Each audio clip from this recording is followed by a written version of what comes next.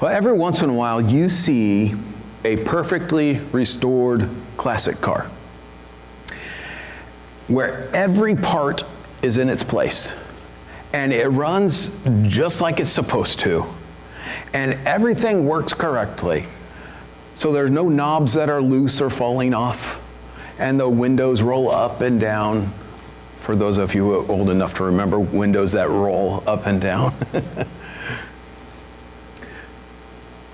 But it has a flawless finish, perfect paint, perfect upholstery, everything's spotless. Now, if you've ever restored a classic car, or known someone who has, or if you've even thought very hard about doing it, you know that it is a lot of work.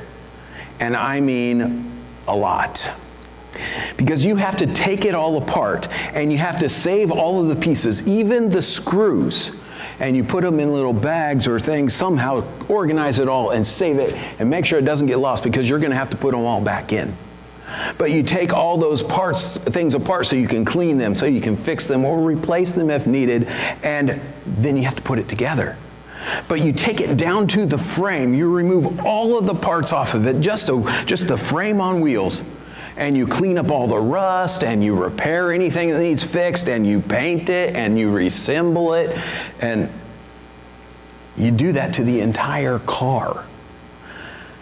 Now, personally, I think it's too much work. But then on top of all of that work, it's also very expensive. I mean, it costs a lot to get all the parts and get paint and do all those things. And you'll probably never get your money out of what you put into it. So why do people do it? Well, they do it because they really like cars. This is what you call a labor of love. If it wasn't important to you, you wouldn't do it. It's a labor of love. You do because it matters to you. Now, ironically, labor of love is also how you might describe the Jews returning to the land after the exile. But we probably don't think of it that way. We just think of, yes, we get to go home, right? I mean, because we have read about God's promises and how he blessed Israel. And we have read about the prophets telling Israel to be faithful and obey, because otherwise God is going to punish them and they'll be sent into exile and they will not be blessed. And we know that they didn't want to be conquered. They didn't want to leave their land, to be taken out of their land to Babylon or Assyria. And you know what? Some of them, many of them, most of them didn't even believe it would really happen. But we also read the promises of the restoration of Israel and of the restoration of the kingdom under a Davidic king.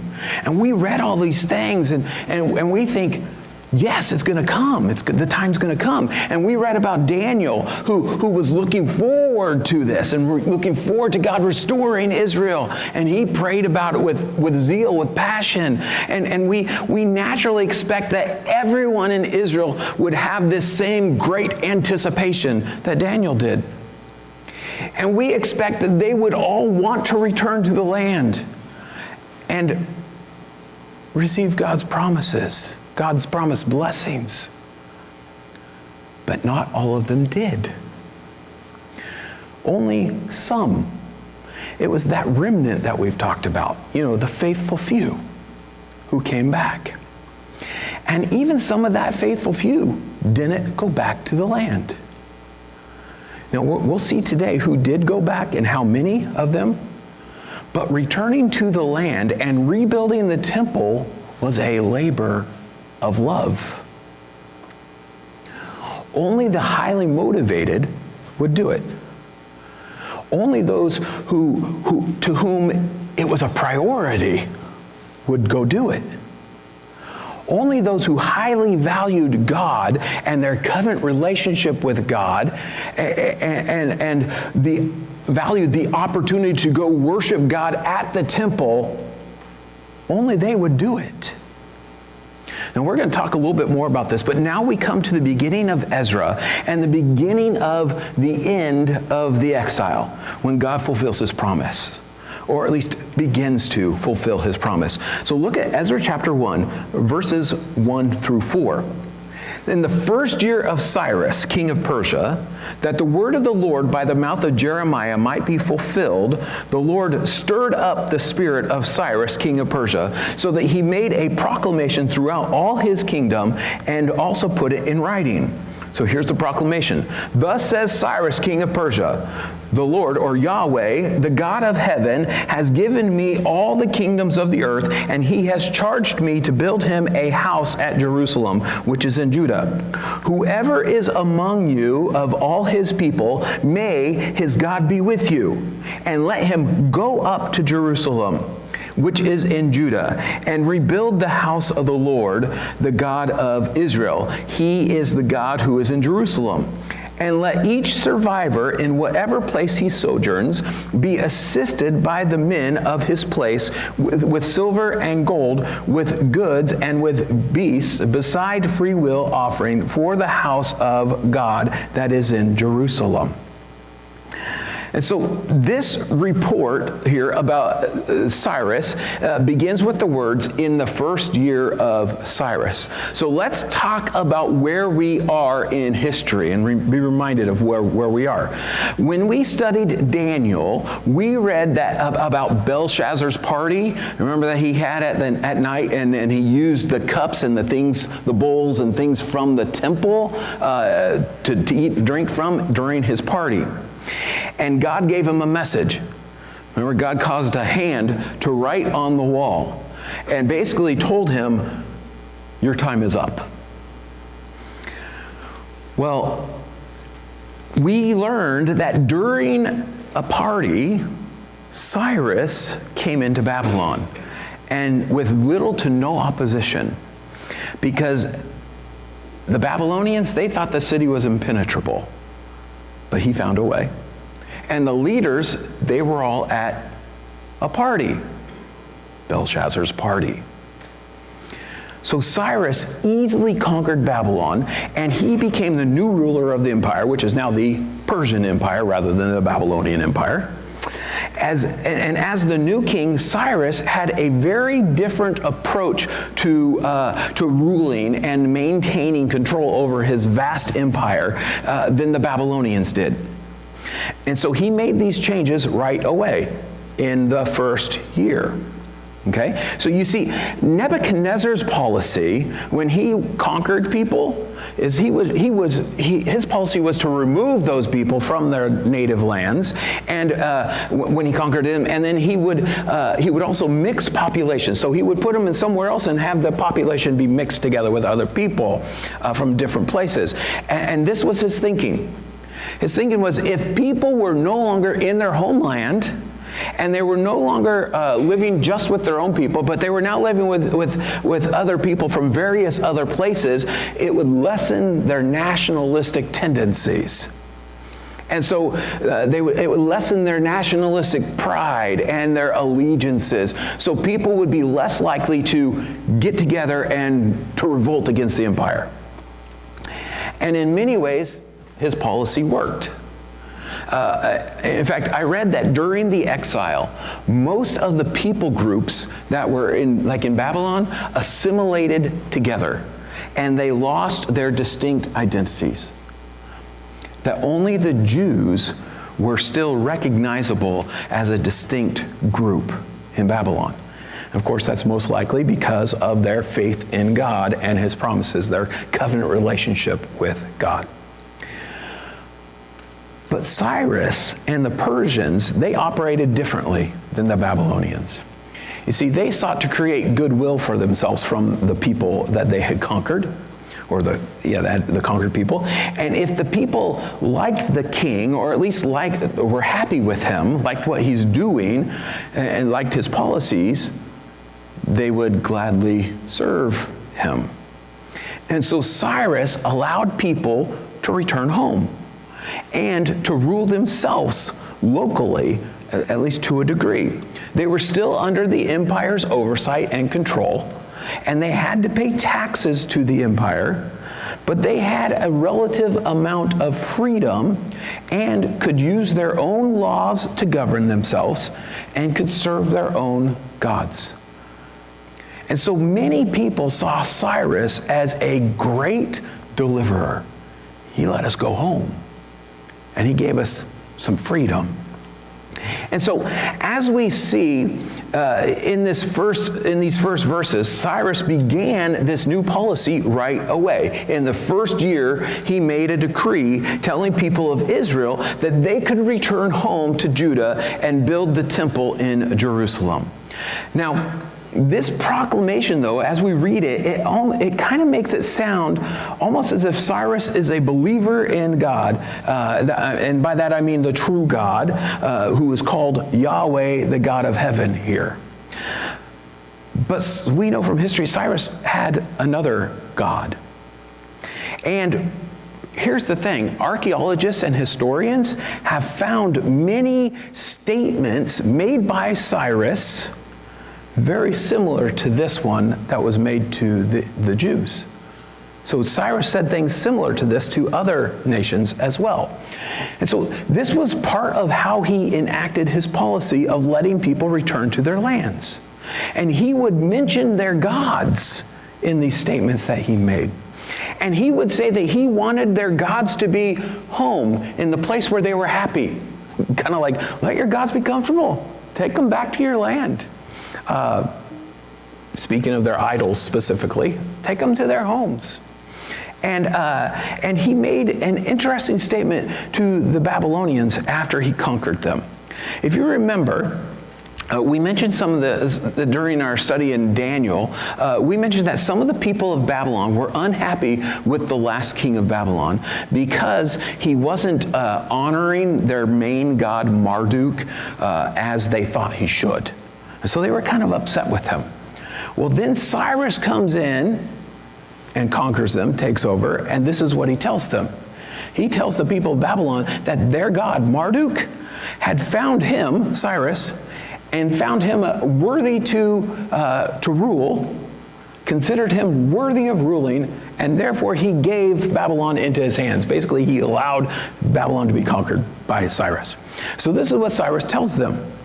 And so, on one hand, we see that Cyrus told the people what they liked to hear. And he used language that honored the gods of the peoples that he was talking to. This was a regular way that he ingratiated himself to the people, made the people happy with him. Now, on the other hand, this does not definitively suggest that this is all that is happening here as we're reading the beginning of Ezra. And the author of Ezra has made it clear that there is more going on here. He has made it clear that God, Yahweh, the true God, the God of heaven, is in control. He's making sure that as we read this, that we see correctly what's happening. That we have the right perspective. So, to start with, what does he do to help us see this? To start with, he tells us why this happened. Why is Cyrus allowing Israel to return to the land? And he says it very clearly.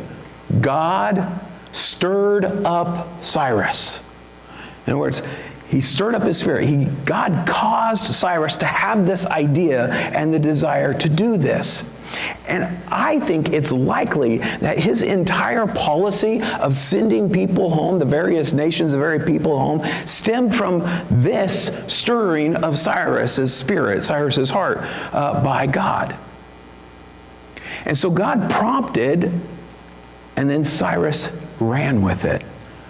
Kind of like, that's a good idea, I should do this with everyone. And he's like, this is what I should do.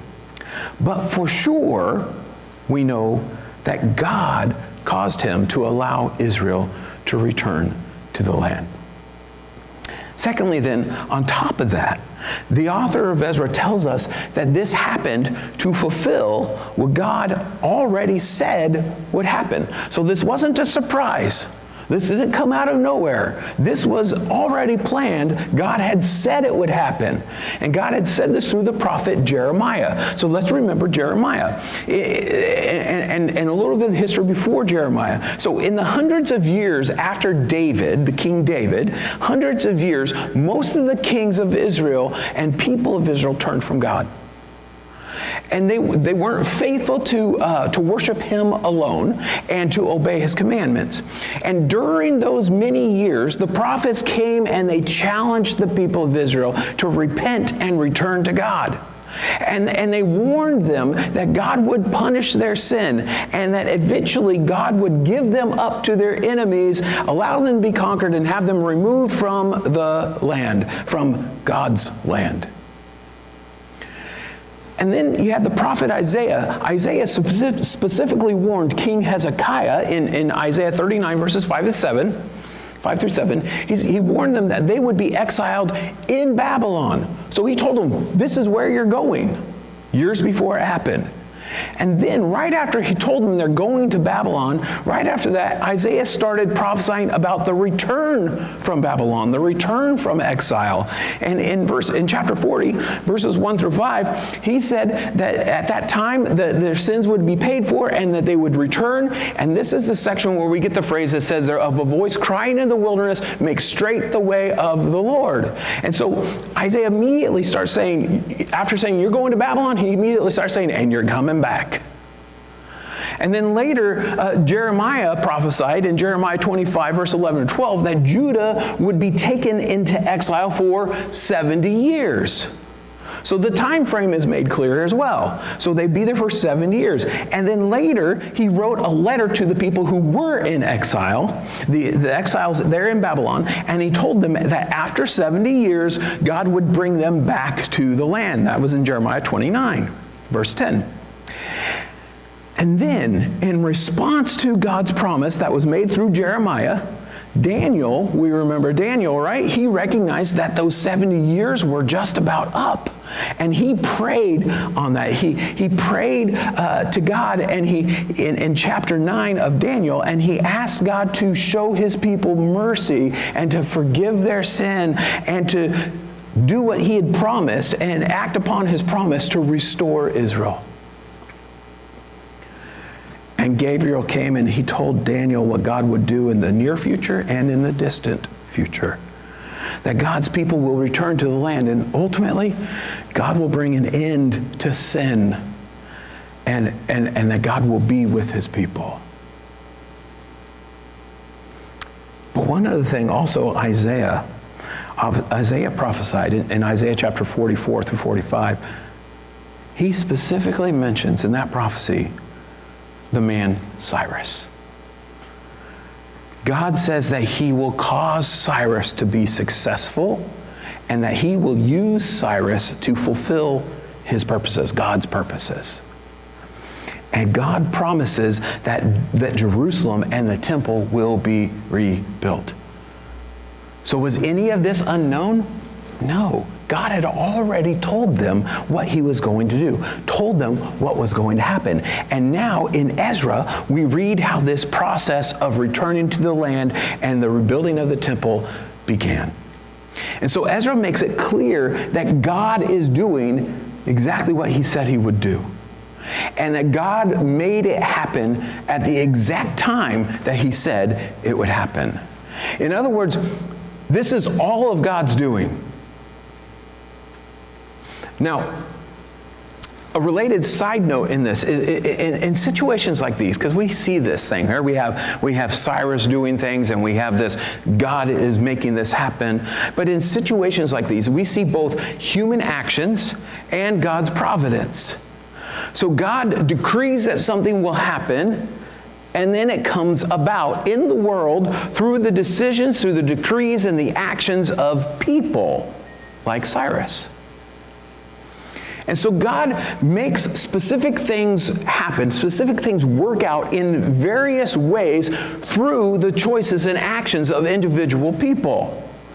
Now, ironically, the thing is that sometimes you'll notice that those individuals and their actions may even be sinful. But God still works through those people to fulfill his purposes. Now, having said that, this may be hard for us to understand at times. How could God work through sinful people? How can God work through even their sinful actions?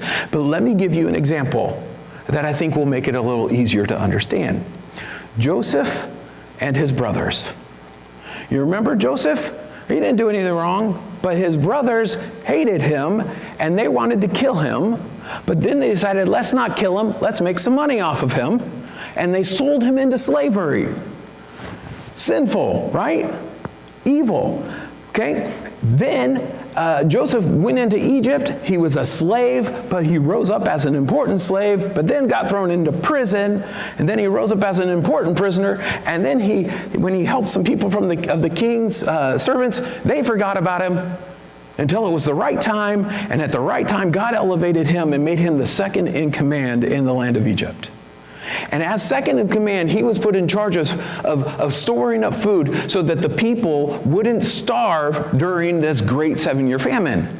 And that also saved his family, his brothers, his whole family, the people of God, okay, the descendants of Abraham.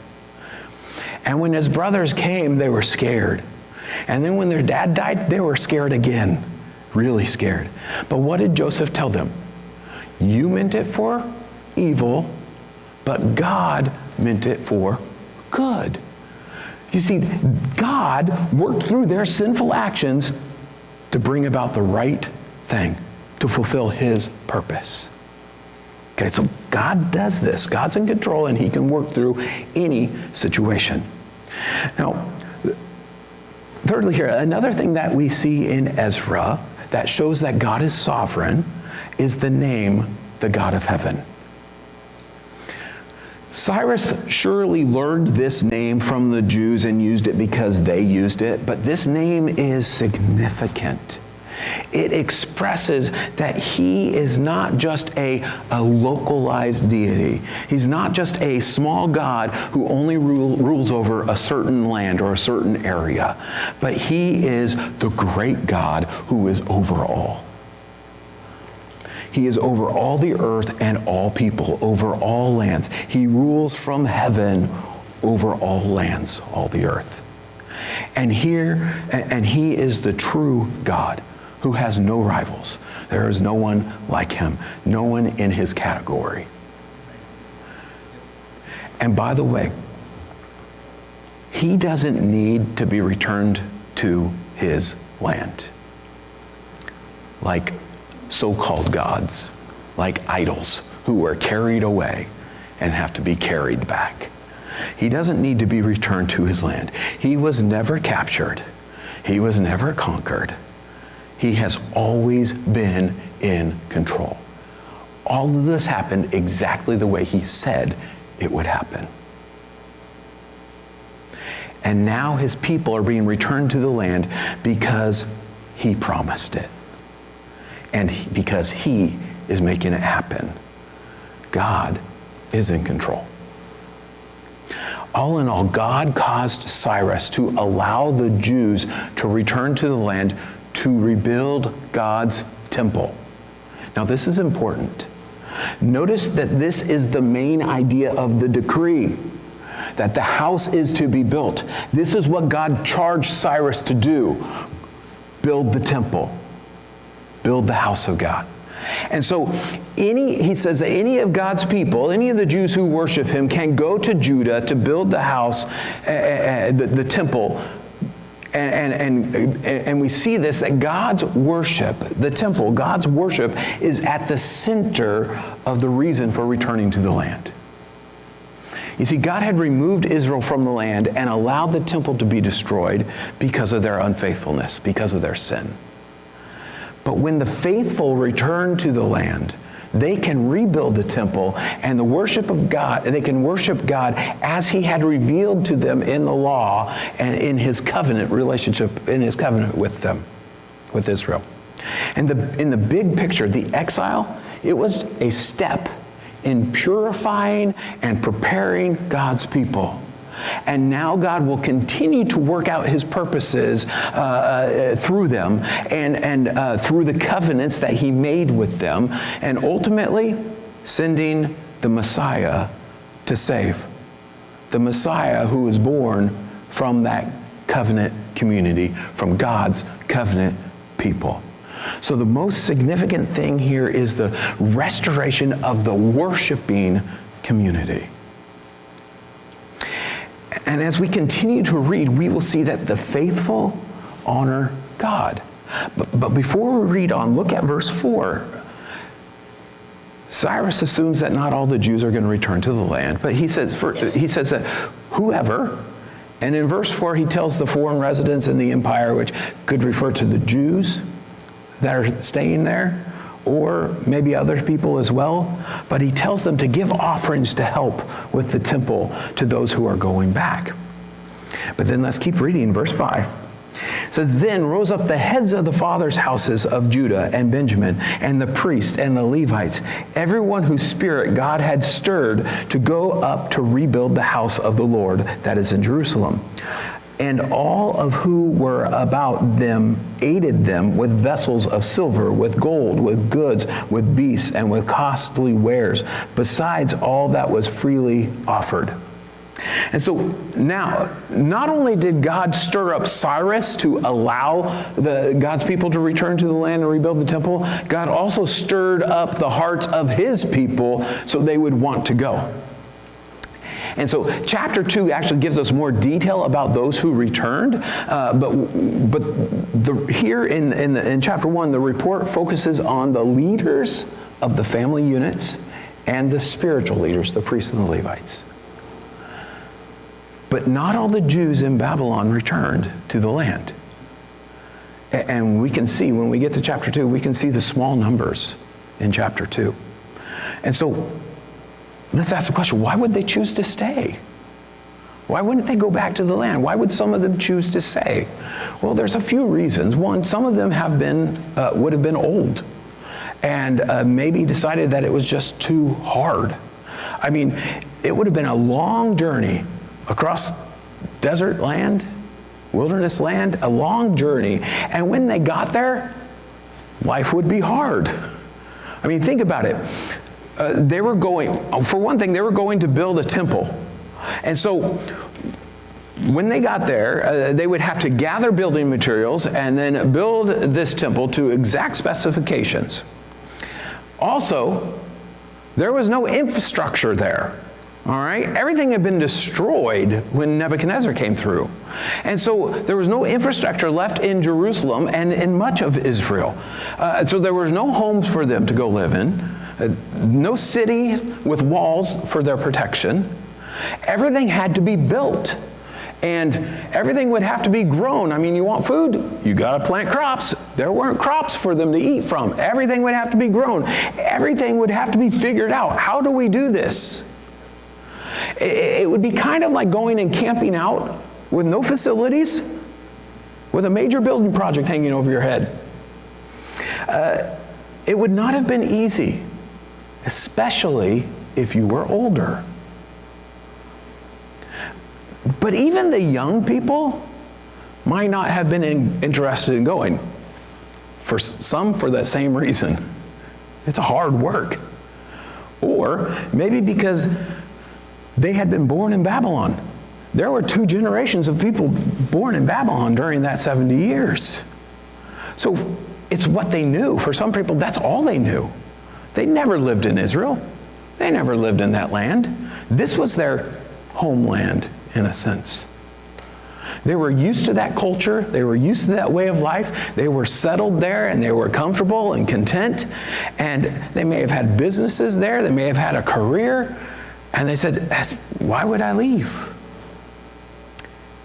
And also, many may have quit worshiping God altogether. I mean, some may have not had faith in God after they were exiled. We know many of them didn't before they were exiled.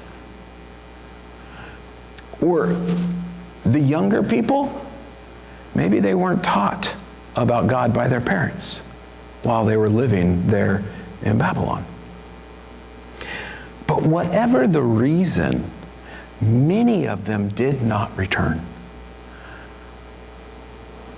But here's the thing that stands out to me. The focus here is not on them. The focus is not on those who did not return home. It's on those who did return. You see, they were concerned with the temple being rebuilt and with worshiping God at the temple again. And they were focused on honoring God. And it would have been hard for them too, but they went anyways. You see, they had different priorities. And their first priority in life was the worship of God, that God would be glorified.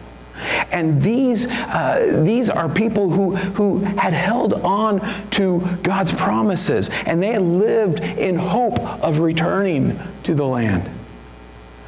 And God had said that He would bring His people back and restore them. And this truth was passed down from parents to children to children.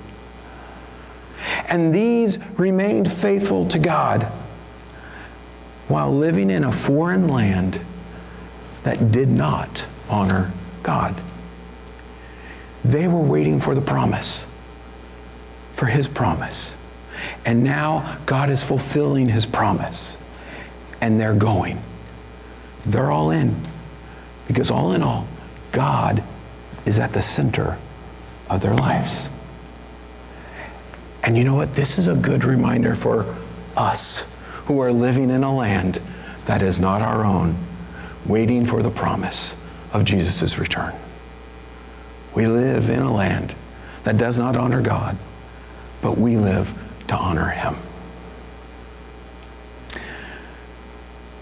This return from exile is often referred to as the second Exodus because it has major parallels with the first Exodus, the Exodus when God brought His people out of Egypt. In both, God's people leave a foreign land in which they were in bondage, and they go to the land that God promised them. In both, God made it happen. And as they left, people of the land around them gave them stuff, gold and silver and animals and things. And most importantly, in Exodus, in the book of Exodus, while they were leaving, after they left, they were told to build the tabernacle, which the temple was later based upon and replaced. They were also told the practices for the worship of God. It was established in Exodus during their travels from Egypt to the land. And now they are returning. Why? To rebuild the temple and to restore that worship. Well, let's keep reading. Verse 7 says, Cyrus, the king, also brought out the vessels of the house of the Lord that Nebuchadnezzar had carried away from Jerusalem and placed in the house of his gods.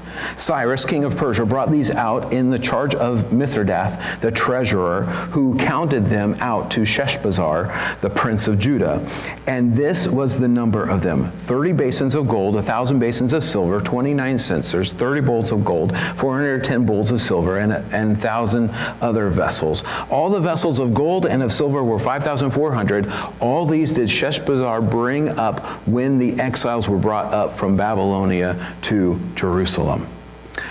And so because God is the living God, there was no idol taken from the temple in Jerusalem when Nebuchadnezzar conquered them. And so there is no idol to return to Jerusalem, to return to its place. Rather, because God is true God and He is not an idol, Nebuchadnezzar had taken all the utensils, all the things that were used in the worship of God from the temple back to Babylon. And now those things are being returned to the Jews to be taken back for the temple. And Cyrus sends a treasurer to safely deliver these things to the governor of the land, who is also under Cyrus's authority. But this governor led the first group of people who returned to the land. And these people are listed for us in chapter 2. And so the faithful are remembered. We're not going to read all of this long list. You could go through and read it sometime. But we want to take note of a few things. First of all, look at chapter 2, verses 1 through 4. It says, now these were the people of the province who came up out of the captivity of those exiles whom Nebuchadnezzar, the king of Babylon, had carried captive to Babylonia. They returned to Jerusalem and Judah, each to his own town. They came with Zerubbabel, Jeshua, Nehemiah, Sariah, Realiah, Mordecai, Bilshan, Mispar, Bigvai, Rehum, and Bonah. Now, there's a few names in there that may sound familiar to you. It's probably not who you're thinking of. Nehemiah, Mordecai, different guys with the same name. But the number of the men of the people of Israel, verse 3, the sons of Parash, 2,174. The sons of Shephatiah, 372. And it continues like that, listing off these people from their family groups, or by their towns that their ancestors are from. And it goes through and numbers all the people that came back. But the first people to return are honored here by being remembered in this list. And this list also connects those people who returned with the people who lived in Israel in the land years before that, years ago, and those people who were part of the covenant community before the exile. So these people are coming back as part of that covenant community. They are returning as God's covenant people. And then jump down to verse 36. Find verse 36 through 40. It says, the priests, so here we're specifically talking about the priests, the sons of Jediah of the house of Jeshua, 973. The sons of Immer, 1,052. The sons of Pashur, 1,247. The sons of Haram, 1,017. The Levites, the sons of Jeshua and Kadmiel, of the sons of Hodaviah, 74. So the number of priests and Levites who returned to the land is very small. Very small. It's only about 10% of the priests. And the priests, back in the time of David, they had been divided by David into 24 family units, organized into 24 family units. There's only four of those families that come back. And then we read about the rest of the Levites. What about the rest of the Levites? Because remember, priests were Levite of the tribe of Levi also. But we're talking here about the rest. The priests were also descendants of Aaron, the first priest appointed by God. But here, the rest of the Levites, not many of them came back. What was the number? 74? The priests and the Levites, there were very few, and this seems surprising. I mean, the Levites, they were who assisted the priest and served in the temple. And later on in Ezra, in chapter 8, we're told that years later, Ezra goes and he tried to get more Levites to come back. He's only able to get very few to come. And we don't know why. We're not told why. But maybe it was because the Levites were not apportioned land as an inheritance, if you remember. And this may not sound appealing to them, especially when they're living in another place where they most likely could own land. Or maybe they thought the work was too hard or not rewarding enough. So they may have felt like they were better off where they were than if they returned to the land to serve in the temple. If so, they didn't understand that they were actually blessed by God as Levites. See, they weren't given a portion of land, but they were told that God was their portion. In other words, they served God, and He cared for them. He blessed them. And so maybe they failed to see that this was the greater blessing. But whatever the reason, again, we see that most of the priests and most of the Levites did not come back. But those who are listed here did come back. And again, this is the focus. The ones who came back, they are remembered here. You see, they are honored because they honored God.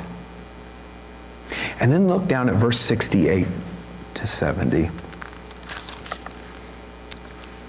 Verse 68 says, some of the heads of the families, when they came to the house of the Lord, that is in Jerusalem, made freewill offerings for the house of God to erect it on its site. According to their ability, they gave to the treasury of the work 61,000 derricks of gold, 5,000 minas of silver, and 100 priests' garments. Now the priests and the Levites and some of the people, the singers, the gatekeepers, and the temple servants lived in their towns, and all the rest of Israel in their towns. And so the people settled down. Not all of them were in Jerusalem, but they went and lived in various places that their families were from. But what jumped out to me is this word some at the beginning of verse 68. Again, we have some. It's a few. But it says some of these leaders of the families gave offerings. But then it also says that they gave according to their ability. They gave what they were able to give. And this is not highlighting those who have, those who did not give. What's it highlighting? Those who did. And when we recognize that this would have been a costly move and that resources would have been limited back in the land of Israel, this giving that was given was sacrificial giving. And we are told about those who gave. Again, they're being honored here for honoring God through their giving. And as a side note, I think this is a good reminder for us to honor those to whom honor is due. I think sometimes we tend to notice and focus on the things that are disappointing or the things that are not so great. But we need to remember to recognize the good that God is doing and the good that God is doing through people and praise God for his faithful people. We need to remember to praise God for what he's doing. But this passage in Ezra that we read today is actually a fairly simple passage. It reports the decree allowing the people to return to the land and to build a temple. And it tells us about the first people to go. It's a simple report, but it's a very significant message. And let me sum that message up in two parts. One, God is sovereign. He's in control. He decrees what will happen, and he makes it happen. He moves the hearts of men, and he directs kings and leaders. And he is able to work through the actions of people to fulfill his purposes. God is sovereign. There is no one like him. He has no equal. He has no rival. And he providentially guides the path of human history. And the second thing is that God's faithful people live to honor and worship him. We have different priorities. Honoring God and bringing him glory is the priority of his faithful people. And God honors those who honor him. So God is sovereign, and his faithful people's first priority in life is to honor him. So let's live to the praise and glory of our promise-keeping, sovereign God.